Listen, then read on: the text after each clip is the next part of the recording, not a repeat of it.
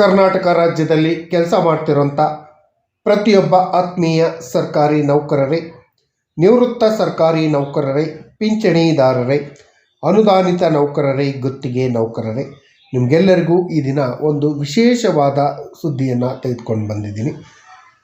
ನಿಗಮ ಮಂಡಳಿ ನೌಕರರಿಗೂ ಉಪಯೋಗ ಆಗುತ್ತೆ ಮತ್ತು ಗುತ್ತಿಗೆ ನೌಕರರಿಗೆ, ಅನುದಾನಿತ ನೌಕರರಿಗೂ ಉಪಯೋಗ ಆಗುತ್ತೆ. ಏನದು? ಬಾಕಿ ಇರುವಂತಹ 18 ತಿಂಗಳ DA ಪಡೆಯುವ ಬಗ್ಗೆ. ಕರೋನಾ ಕಾಲದಲ್ಲಿ ಏನು ಹೋಲ್ಡ್ ಮಾಡಿದ್ರಲ್ಲ, ಆ DAಯನ್ನು ವಾಪಸ್ ಪಡೆಯೋದು ಹೇಗೆ ಅನ್ನೋದ್ರ ಬಗ್ಗೆ, ಇದರ ಬಗ್ಗೆ ಕರ್ನಾಟಕ ರಾಜ್ಯ ಬಜೆಟ್ನಲ್ಲಿ ಅಧಿಕೃತ ಆದೇಶ ಹೊರಬೀಳುವ ಸಾಧ್ಯತೆ ಇದೆ. ಇದಕ್ಕಾಗಿ ಅನುದಾನವನ್ನು ಕೂಡ ಬಜೆಟ್ನಲ್ಲಿ ತೆಗೆದಿಡುವಂಥ ಸಾಧ್ಯತೆ ಇದೆ. ಈ ಬಗ್ಗೆ ವಿವರವಾದ ಮಾಹಿತಿಯನ್ನು ತಮ್ಮ ಮುಂದೆ ಶೇರ್ ಮಾಡ್ತೀನಿ. ಈ ಮಾಹಿತಿಯನ್ನು ಶೇರ್ ಮಾಡೋದಕ್ಕಿಂತ ಮುಂಚಿತವಾಗಿ ಯಾರೆಲ್ಲ ಈ ಚಾನಲ್ಗೆ ಸಬ್ಸ್ಕ್ರೈಬ್ ಆಗಿಲ್ಲ, ದಯವಿಟ್ಟು ಕೆಳಗಡೆ ಕಾಣ್ತಾ ಇರೋಂಥ ಸಬ್ಸ್ಕ್ರೈಬ್ ಬಟನನ್ನು ಒತ್ತಿ ಬೆಲ್ ಐಕನನ್ನು ಕ್ಲಿಕ್ ಮಾಡಿ ಆಲ್ ಅಂತ ಮಾಡಿ ನೀವು ಫೇಸ್ ಮಾಡ್ತಾ ಇರೋಂಥ ಎಲ್ಲ ಪ್ರಾಬ್ಲಮ್ಗಳನ್ನು ಲೀಗಲ್ ಆಗಿ ಸಾಲ್ವ್ ಮಾಡ್ಕೊಳ್ಳೋಕ್ಕಿರೋಂಥ ಉತ್ತಮ ವೇದಿಕೆ ಸರ್ಕಾರಿ ನೌಕರ ಮಿತ್ರ ಯೂಟ್ಯೂಬ್ ಚಾನಲ್. ಸ್ನೇಹಿತರೆ, ಕೇಂದ್ರ ಸರ್ಕಾರ ಸರ್ಕಾರಿ ನೌಕರರಿಗೆ 18 ತಿಂಗಳ DAಯನ್ನು ಕೊಡಲಿಲ್ಲ. ಆದರೆ ಈಗ ಮತ್ತೊಂದು ಆಶಾಭಾವನೆ ಸರ್ಕಾರಿ ನೌಕರರಲ್ಲಿ, ನಿವೃತ್ತ ಸರ್ಕಾರಿ ನೌಕರರಲ್ಲಿ ಬಂದಿದೆ.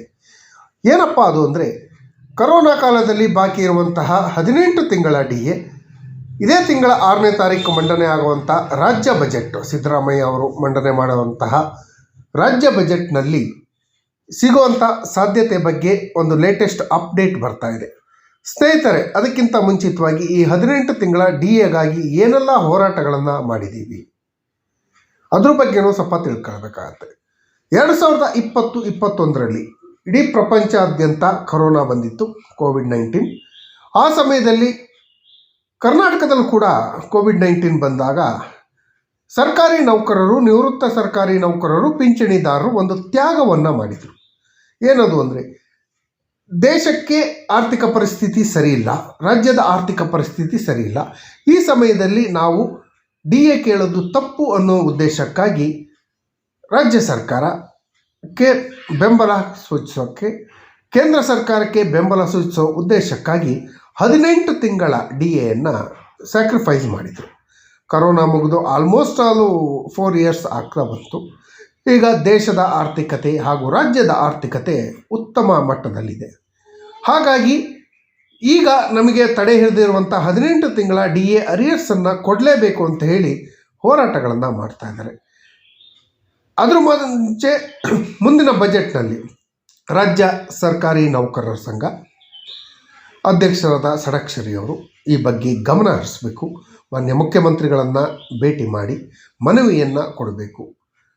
ಈ ಬಜೆಟ್ನಲ್ಲಿ ನಮಗೆ ಬಾಕಿ ಇರುವಂಥ 18 ತಿಂಗಳ DAಯನ್ನು ತಕ್ಷಣ ಬಿಡುಗಡೆ ಮಾಡೋ ಬಗ್ಗೆ ಬಜೆಟ್ನಲ್ಲಿ ಅನುದಾನವನ್ನು ಘೋಷಣೆ ಮಾಡಿ, ಒಂದೇ ಬಾರಿ ಕೊಡೋಕ್ಕಾಗದಿದ್ರೂ ಚಿಂತೆ ಇಲ್ಲ, ಒಂದು 3 ಕಂತಿನಲ್ಲಾದರೂ ಕೊಡೋಕ್ಕೆ ವ್ಯವಸ್ಥೆಯನ್ನು ಮಾಡಿ ಅಂತ ಹೇಳಿ ನೌಕರ ಸಂಘ ಕೇಳಬೇಕಾಗತ್ತೆ.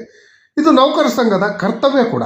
ಯಾಕೆ ಅಂದರೆ 7.5 ಲಕ್ಷ ಸರ್ಕಾರಿ ನೌಕರರು, 3.5 ಲಕ್ಷ ನಿವೃತ್ತ ಸರ್ಕಾರಿ ನೌಕರರ ಪ್ರತಿನಿಧಿಗಳಾಗಿ ನೀವು ಗೆದ್ದಿದ್ದೀರಿ. ನೀವು ರಾಜ್ಯಾಧ್ಯಕ್ಷರಾಗಿದ್ದೀರಿ. ನೌಕರರ ಸಮಸ್ಯೆಗಳಿಗೆ ಸ್ಪಂದಿಸುವ ವಿಶ್ವಾಸ ಖಂಡಿತವಾಗಿಯೂ ನಿಮ್ಮ ಮೇಲೆ ಇದೆ. ನೀವು ಇದನ್ನು ಮಾಡ್ತೀರಿ ಅನ್ನೋ ಒಂದು ಭರವಸೆ ಇದೆ. ಹಾಗಾಗಿ ನೌಕರರಿಗೆ, ಪಿಂಚಣಿದಾರರಿಗೆ, ನಿವೃತ್ತ ನೌಕರರಿಗೆ ಬಾಕಿ ಇರುವಂತಹ 18 ತಿಂಗಳ DAಯನ್ನು ತಕ್ಷಣ ಬಿಡುಗಡೆ ಮಾಡೋಕ್ಕೆ ಮಾನ್ಯ ಮುಖ್ಯಮಂತ್ರಿಗಳಾದ ಸಿದ್ದರಾಮಯ್ಯ ಅವರನ್ನು ಭೇಟಿ ಮಾಡಿ ಮನವಿಯನ್ನು ಸಲ್ಲಿಸಿ,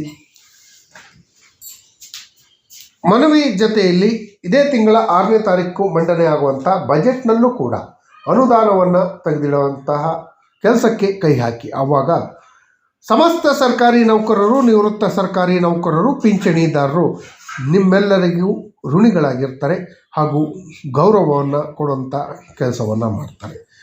ನಮ್ಮ ಯಾವುದೇ ಅಧ್ಯಕ್ಷರು ಮಾಡದೇ ಇರೋಂಥ ಕೆಲಸವನ್ನು ನೀವು ಮಾಡಿದಿರಿ. ಕರೋನಾ ಕಾಲದಲ್ಲಿ ಏನು ನಾವು ದೇಶಕ್ಕಾಗಿ ನಿಂತಿದ್ದು, ರಾಜ್ಯಕ್ಕಾಗಿ ನಿಂತಿದ್ದು, ಈಗ ದೇಶ ಹಾಗೂ ರಾಜ್ಯ ನಮಗಾಗಿ ನಮ್ಮ ಹಕ್ಕುಗಳನ್ನು ಕೊಡಲಿ ಅಂತ ಹೇಳಿ ನೌಕರ ಸಂಘಗಳು ತಕ್ಷಣ ಕ್ರಮ ಕೈಗೊಳ್ಳುವಂಥ ಕೆಲಸವನ್ನು ಮಾಡಬೇಕು. ಈ ಬಗ್ಗೆ ನೌಕರ ಸಂಘದ ಅಲ್ಲದೆ ಪ್ರತಿಯೊಬ್ಬ ಸರ್ಕಾರಿ ನೌಕರರು ಬೇರೆ ಬೇರೆ ಇಲಾಖೆಯ ಸರ್ಕಾರಿ ನೌಕರರ ಸಂಘಗಳು ಕೂಡ ರಾಜ್ಯ ಸರ್ಕಾರಕ್ಕೆ ಕೇಂದ್ರ ಸರ್ಕಾರಕ್ಕೆ ಮನವಿಯನ್ನು ಮಾಡ್ಕೊಂಡಿದ್ದಾರೆ. ರಾಜ್ಯ ಸರ್ಕಾರ ನಮ್ಮ ಮನವಿಯನ್ನು ಸ್ಪಂದಿಸಿ ಬಜೆಟ್ ಪೂರ್ವ ಸಭೆಯಲ್ಲೂ ಕೂಡ ವಿಶ್ವಾಸವನ್ನು ನೀಡಿದೆ. ನೌಕರರ ಪಿಂಚಣಿದಾರರ ಎಲ್ಲ ಸಮಸ್ಯೆಗಳಿಗೆ ಸ್ಪಂದಿಸುವಂಥ ಭರವಸೆಯನ್ನು ಮಾನ್ಯ ಮುಖ್ಯಮಂತ್ರಿಗಳಾದ ಸಿದ್ದರಾಮಯ್ಯ ಅವರು ಕೊಟ್ಟಿದ್ದಾರೆ. ಹಾಗಾಗಿ ಇದೇ ತಿಂಗಳ 6ನೇ ತಾರೀಕು ಮಂಡನೆಯಾಗುವಂತಹ ರಾಜ್ಯ ಬಜೆಟ್ನಲ್ಲಿ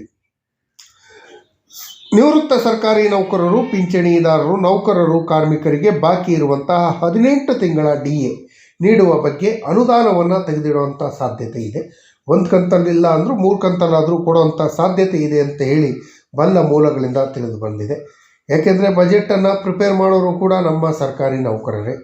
ಅವರು ಕೂಡ ನೌಕರ ಸಂಘಕ್ಕೆ ಮನವಿಯನ್ನು ಮಾಡ್ಕೊಂಡಿದ್ದಾರೆ.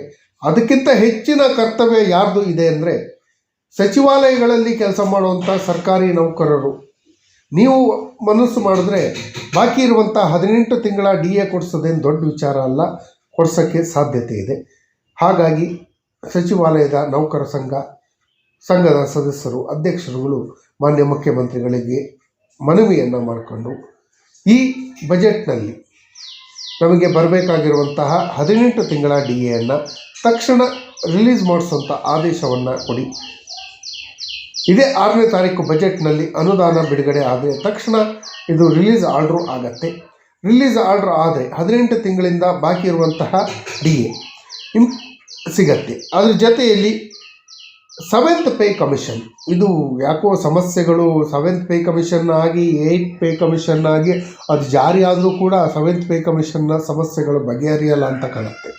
7th ಪೇ ಕಮಿಷನ್ ರೆಕಮೆಂಡೇಶನ್ ಮಾಡಿರುವಂಥ ಇನ್ನೂ 30 ಶಿಫಾರಸುಗಳು ಜಾರಿಯಾಗಲು ಬಾಕಿ ಇದೆ. ಅದರಲ್ಲೂ ಪ್ರಮುಖವಾಗಿ ನಿವೃತ್ತರಾಗಿ ಕಷ್ಟವನ್ನು ಅನುಭವಿಸ್ತಾ ಇರೋಂಥ ನಿವೃತ್ತ ಸರ್ಕಾರಿ ನೌಕರರು ಹಾಗೂ ಪಿಂಚಣಿದಾರರಿಗೆ ತುಂಬ ತೊಂದರೆಗಳು ಆಗ್ತಾಯಿದೆ. ಹಾಗಾಗಿ ಸರ್ಕಾರ ತಕ್ಷಣ 7ನೇ ವೇತನ ಆಯೋಗದ ಶಿಫಾರಸುಗಳ ಪ್ರಕಾರ, ರೆಕಮೆಂಡೇಶನ್ ಪ್ರಕಾರ 10% ಅಡಿಷ್ನಲ್ ಪೆನ್ಷನ್ನನ್ನು ಈ ತಕ್ಷಣ ಜೀವೋ ಮಾಡಿ ಆದೇಶವನ್ನು ಹೊರಡಿಸಬೇಕು. ಅದರ ಜೊತೆಯಲ್ಲಿ 7ನೇ ವೇತನ ಆಯೋಗದಲ್ಲಿ ಬಾಕಿ ಇರುವಂತಹ ಎಲ್ಲ ಸೌಲಭ್ಯಗಳು ಹಾಗೂ ಶಿಫಾರಸುಗಳನ್ನು ಜಾರಿ ಮಾಡಬೇಕು. ಅದರಲ್ಲಿ ಕೆಲವೊಂದು ಅರಿಯರ್ಸ್ಗಳ ರೇಟ್ ಹೆಚ್ಚಳಾಗಿದೆ, ಕೆಲವೊಂದು ವೀಕ್ಲಿ ಆಫ್ ಬಿಲ್ಗಳು ರೇಟ್ ಜಾಸ್ತಿ ಆಗಿದೆ. ಅವೆಲ್ಲವನ್ನೂ ಕೂಡ ಸರ್ಕಾರ ತಕ್ಷಣ ಜಾರಿ ಮಾಡಬೇಕು.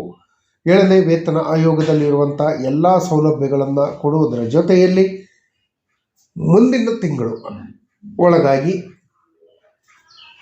ಎಲ್ಲ ಶಿಫಾರಸುಗಳನ್ನು ಜಾರಿ ಮಾಡಬೇಕು. ಹಾಗೂ ಬಾಕಿ ಇರುವಂತಹ 18 ತಿಂಗಳ DAಯನ್ನು ತಕ್ಷಣ ನೌಕರರಿಗೆ, ಪಿಂಚಣಿದಾರರಿಗೆ, ನಿವೃತ್ತ ನೌಕರರಿಗೆ ಬಿಡುಗಡೆ ಮಾಡಬೇಕು ಅಂತ ಹೇಳಿ ರಾಜ್ಯ ಸರ್ಕಾರದಲ್ಲಿ ಮನವಿ ಮಾಡ್ಕೊಳ್ತಾ ಸಿಗ್ಬೋದು ಅನ್ನೋ ವಿಶ್ವಾಸದೊಂದಿಗೆ ಈ ವಿಡಿಯೋ ಮುಗಿಸ್ತಾ ಇದ್ದೀನಿ. ಮಾಹಿತಿ ಇಷ್ಟ ಆಗಿದ್ದರೆ ದಯವಿಟ್ಟು ಕೆಳಗಡೆ ಕಾಣ್ತಾ ಇರೋಂಥ ಸಬ್ಸ್ಕ್ರೈಬ್ ಬಟನನ್ನು